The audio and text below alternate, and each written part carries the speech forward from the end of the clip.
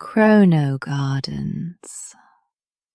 We are visiting a stepped garden built into the side of a wide, gentle hill.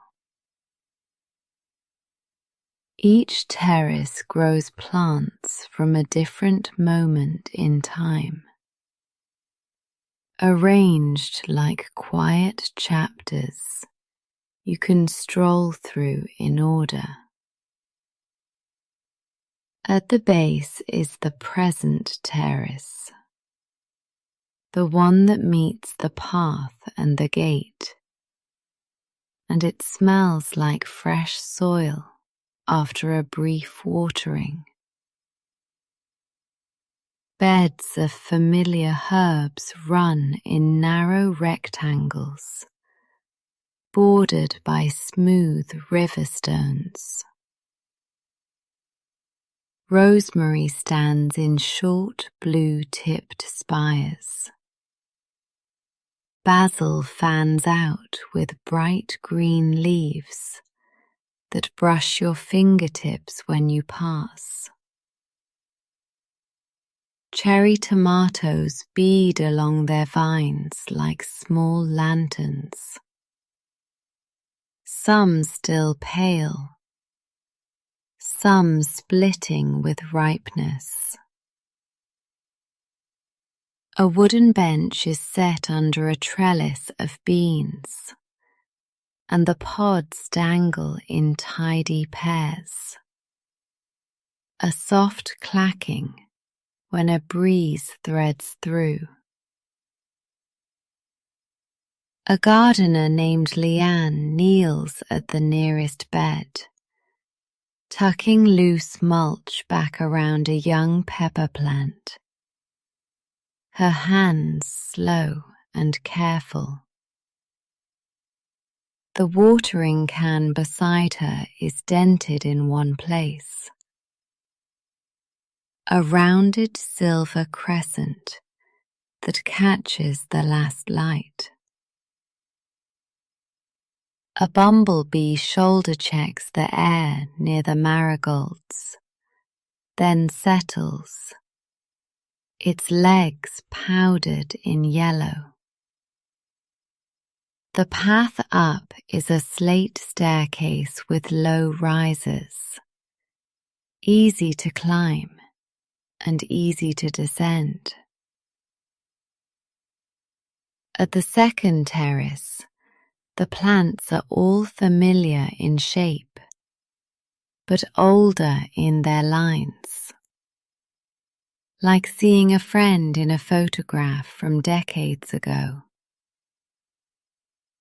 Wheat grows in short, tough clumps, with whiskered heads, smaller than those of the fields you know. A variety of barley bends in the light wind, the awns long and silky, but the grains compact. There are fig trees with thin trunks tied to reed stakes, their leaves deeply cut. The fruit small and green with a white seam. Along the edge, there are clay jars half buried for watering, a slow seep into thirsty soil. You can see Leanne's neat handwriting on a wooden label. Near East, landrace grains, circa 4000 BCE. A thrush hops along the irrigation line, tilting its head sharply with each step, as if the drip itself is interesting. A boy named Paolo takes chalk from his pocket and draws a tiny arrow beside the label, so visitors know where to begin reading. On the third terrace, the leaves glint differently. The air has a trace of resin and sun-warmed bark, and the shadows of low cycads spread like fans across the path. These cycads have thick, armoured stems, each scale a tidy lozenge, and from the crown, stiff fronds radiate in perfect order. Horsetails grow in tall, jointed spires beside a shallow rill, their segments banded and clean, tips slightly curled. Ferns unroll in slow spirals, one still cupping dew in a tight curl, water held like a small mirror. A wooden sign says, "Late Paleozoic survivors," and there's a note about spores in place of flowers. A dragonfly hovers at eye level, paper-thin wings vibrating so quickly they blur. Then it settles on a horsetail and turns to face the water, legs braced. Paolo counts to 5 under his breath to see how long it will stay, then grins when it flies on. The stone wall behind the bed is warm to the touch, holding the day like a brick oven holds heat long after the fire is out. The fourth terrace is moist and dimmer. Here, the path is lined with low lanterns that will glow softly after sunset. But for now, the light is silver and even, filtering through a gauze of high mist.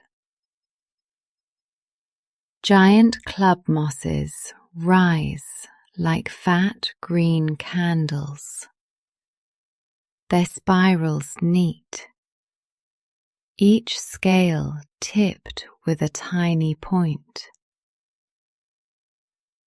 The garden keeps them trimmed to shoulder height, but you see a stump wider than a stool, showing rings like a puzzle pattern.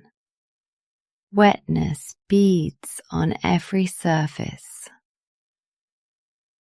The fine hairs on the club mosses hold droplets that tremble when you breathe near them.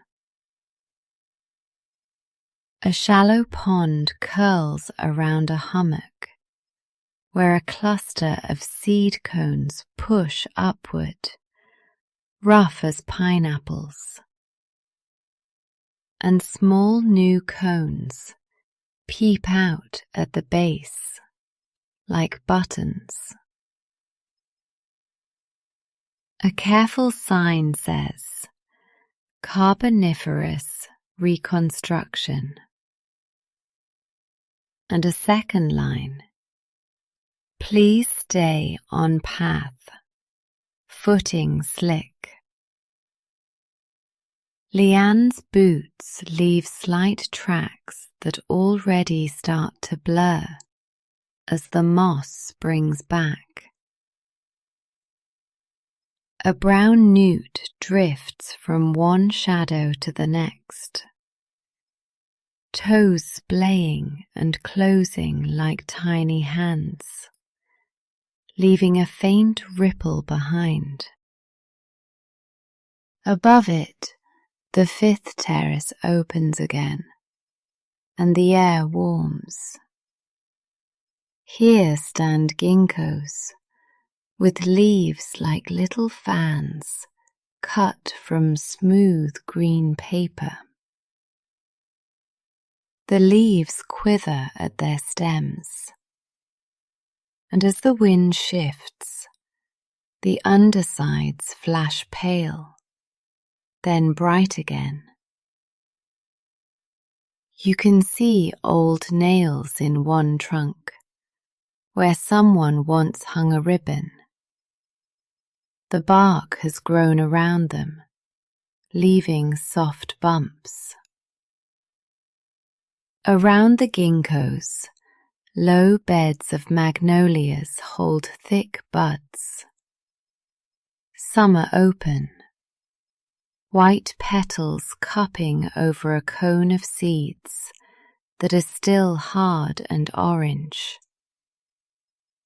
Their scent is clean and mild, heavy only when you put your face close. Bees trace wide loops from one open bloom to the next. A steady pattern, patient and unhurried. Paolo stands with a small book of leaf rubbings, pressing a page against the trunk and pulling his crayon lightly across. The impression comes up in silver-grey lines, every ridge clear, and he writes the date in the corner with a small flourish. From here you can see back down across the terraces, each level like a shelf in a quiet library. The sixth terrace belongs to the Mesozoic beds, where plants once shaped the shade for animals that never walked these steps. Thick arborescent ferns make domes with fronds arching in layers. You can look beneath their skirts and see dark soil stippled with fallen leaflets. A stand of conifers holds small, tightly scaled cones that smell like lemons when you brush them. Leanne has scratched one open for visitors to smell, leaving a neat split. Thenatitales grow here too, with rosettes that look like a blend of palm and flower, stiff petals that were never petals, and seed cones that pretend to be blooms. You pause to notice how the wind makes a soft combing sound pushing through the ferns. A sound that is almost like rain, but dry. A sprinkler head ticks once, twice, and then hums, lifting to release a fine mist. A deer from the hill above watches from the fence line, quiet and intent, then moves on. Paolo has placed a little plastic replica under one fern for children to discover. A small green sauropod, half hidden, more toy than lesson. A note tacked to the signboard lists the day's rainfall, with a column for fog capture, because these fronds drink the air as well as the soil. Up another flight is the 7th terrace, where grasses tell a different story. Here the soil is sandy and light, and clumps of early Cenozoic grasses sway in a shared rhythm. Seed heads narrow and firm. There are early bamboos with thin, shiny culms, and tiny leaves in tight clusters,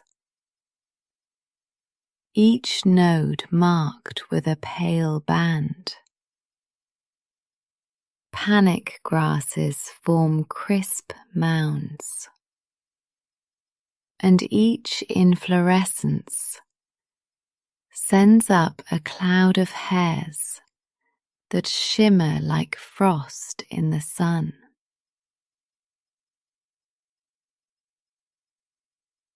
Along the edge, a low metal wind harp is strung between two posts, and the lines hum softly when the breeze picks up, matching the grass's whisper. Paolo sets a notebook on the ground and draws the curve of the seed heads bending.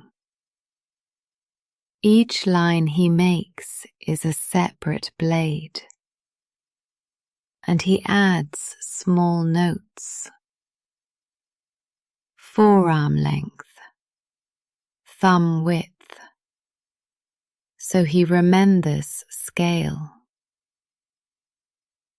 The gardener has placed a pair of old shears on a hook near the path, the metal rubbed burnt bright where hands have held them, the ends sharpened and nicked. A small lizard warms itself on the step, eyes blinking in half time. You step wide to give it space, and it stays put, trusting the sun to do its work.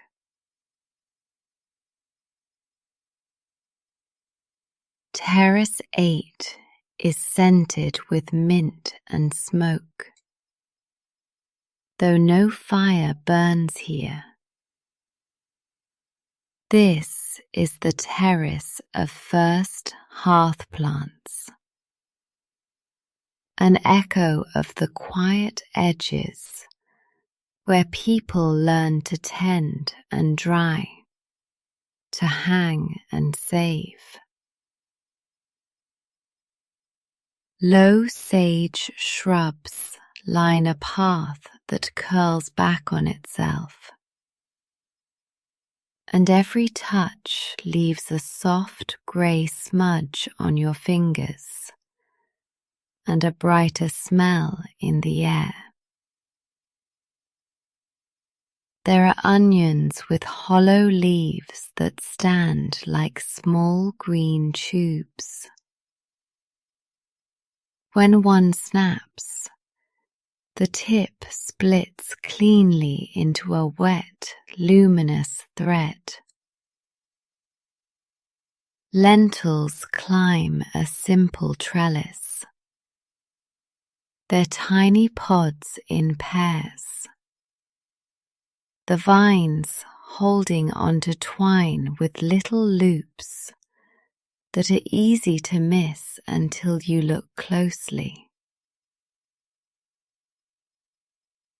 A rug of straw is spread under a rack of drying stems,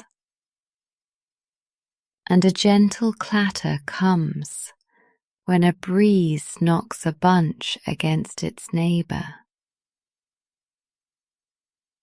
Leanne has pinned a cloth bag under the rack to catch what falls. Later, she will shake the chaff away on a shallow woven tray. Paolo leans over the onions to spot a ladybug. It opens and closes its red shell once, then decides to stay put. The sign here shows simple hand-drawn icons. A fire circle, a clay pot, and a line at the bottom. Hands remembered these shapes before names did. The 9th terrace is called Meadow of Returns, a place for species that vanished here and found their way back later. Thick stands of yarrow make flat-topped plates of tiny white flowers. Each plate a collection of dozens of even tinier stars. Flax threads itself through with delicate blue petals that open like eyes at mid-morning and close again by afternoon. A path mown through the middle shows darker green on the sides, lighter in the track, and somewhere a cricket rubs a simple rhythm that you can follow without thinking. Someone has leaned a bicycle against the lower wall, a canvas tote looped over the handlebar, with a trowel and twine peeking out. The seat shines where the leather has been polished by use. A child's sketch is clipped to the fence. A circle of yellow for the sun, blue lines for the flax, white dots for yarrow, and a tall stick figure with a watering can pouring perfect U-shaped arcs. Leanne pauses to adjust a net over the strawberries, so the birds and the people both get a fair share. Paolo plucks a yarrow leaf to show you how its tiny segments break into even tinier ones. A fern-like division that repeats like a soft idea. On the 10th terrace, the stones grow bigger and the beds are deeper. And near the centre stands a fig so old it props one branch with a post. The post is a clean cylinder of cedar, and between it and the limb there's a cushion of rubber to keep bark from rubbing. The fig's roots break the edge of the bed, as if they were slow, thoughtful snakes. And the leaves toss their shadows onto the step like hands opening and closing. The fruit here is heavy and soft, and Leanne squeezes one gently to show Paolo the right give that means sweet. A drop of white sap beads at the stem like milk. A clay dish rests beneath a tree with a ring of pebbles inside. Small birds use it as a bath, hopping in and out, sending circles to the rim. To one side, a low stone trough holds smooth water, and in it, a polished label floats on 2 corks. Common fig, many times named. The air is warmer on this level, protected from wind, and you can hear the buzz of insects like a steady chord. On the wall, a faded chalk mark notes the highest ripening day of last summer. It reaches just above Paolo's shoulder. The 11th terrace is cooler again, and the sun thins at the edge of a high cloud. Here the garden keeps a bed of steppe plants, ones that like the long reach of horizon. Feather grasses make silver wires that catch the light. When they lean, they do it together, and the bed shifts like a school of small fish. Tulips hold tight green buds, with seams so crisp you can imagine the exact path the petals will take when they open. In a corner, a low shield of glass shelters a set of seed trays with black labels. The names written in narrow white strokes, and a tiny date beneath. A wheeled cart sits on the path with a coil of hose, and a crate of stakes shaped for ribbon ties, soft on the edges so nothing cuts.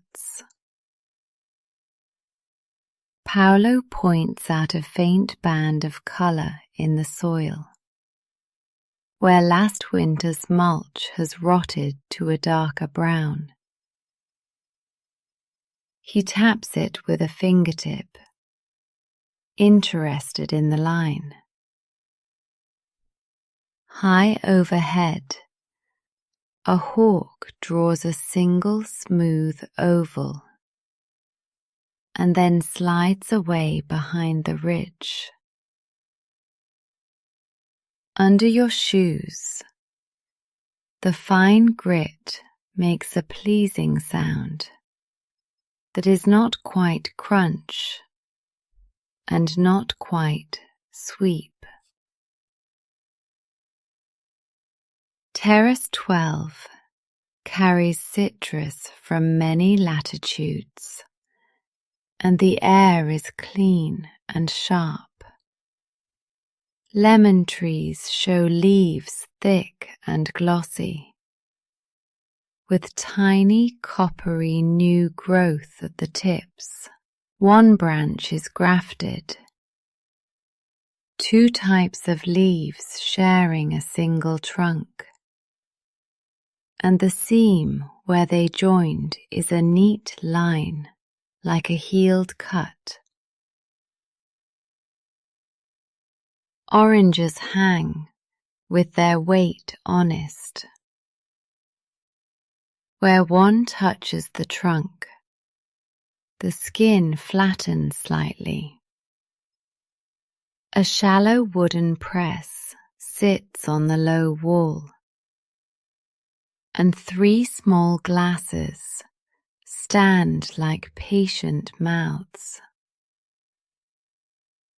Someone has written, "Taste after tall," on a chalkboard, with a small drawing of a slice.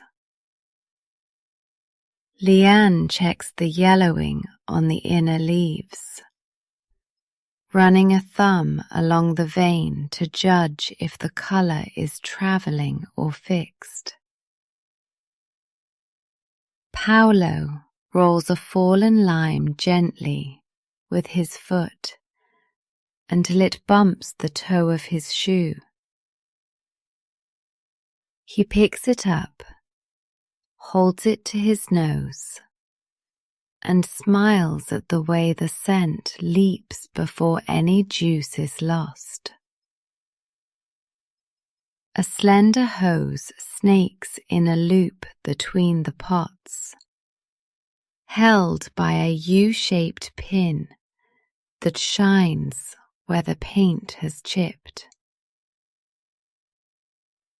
Far off, a bell from a bicycle drifts up. 2 bright notes, then silence again. On the 13th terrace, the ground darkens and grows springy underfoot. This is the peat bed, holding plants that carry whole winters in their stems.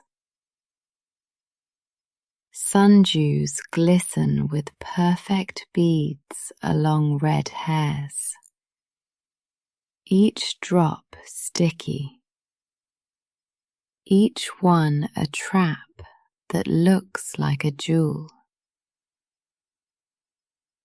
The tiny white flowers that rise above the sticky pads are plain and honest, separate from the work below. A pitcher plant opens its mouth like a smooth ceramic vase, the lip streaked in green, yellow, and a little maroon. A soft gradient you can't quite name. Small gnats hover, then make their simple choices. Some leave, some do not. A boardwalk passes over the wettest part, planks wide and rough, edges chamfered so they don't splinter hands or pant cuffs. Leanne has left a note at one end. Please step lightly. The bog remembers. Paolo tests the spring of the wood with a quiet bounce, and then settles, elbows on the rail, watching a beetle trace a path over a flat leaf, its feet making the slightest dimples. The 14th terrace returns you to open space, and here the oldest roses hold court. The canes are thick as wrists, and older than that, twisted, thorned, a puzzle of green lines that have been trained and retrained over decades. The flowers are fewer than in florid hybrids, but each one has a scent that stops conversation. Clove in one, tea in another, a lemon note in a third. Fallen petals make a soft ring under each bush, pale like apple slices, or deep like a winter pomegranate. A pair of wooden frames, shaped like ladders, leans against the wall, used to guide new growth across spaces that once were gaps. The rungs are polished by hands and weather. A metal tin with a hinged lid sits on the bench, and inside are plant ties cut from old stockings, soft and kind to stems.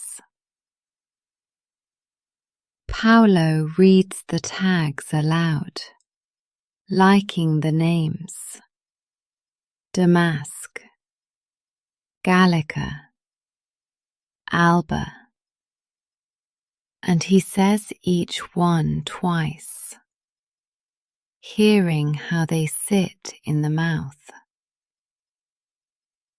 A bumblebee bumps a petal, falls in for a second, then backs out with a steady buzz, as if reversing a small truck. The 15th terrace is quieter, as if the hill itself is listening. Here are evening plants, ones that do their real work when the day cools. Moonflowers climb a mesh and hold white corollas like open plates. The centers faintly green, edges just beginning to curl from the day's heat. Night phlox spreads in a low mat, its scent sweet only after sunset, and Leanne has placed a small clock nearby that flips each minute on cards with a soft tick. Datura stands still and a little dangerous, with trumpet blossoms lifted. Their scent is threaded through the air, gentle at this hour. A bat box is mounted under the eave of a tool shed. One bat chitters once from inside, a sound like a zipper pulled an inch. The shed door is ajar, and you can see coiled twine, a shallow basket, and a calendar with small circles around frost dates. Paolo presses his palm to the mesh to feel the vibration of a tiny moth's wings as it rests there, just for a heartbeat, and then lets go. A moth takes off from the edge of a moonflower, scales dusting the petal faintly like chalk.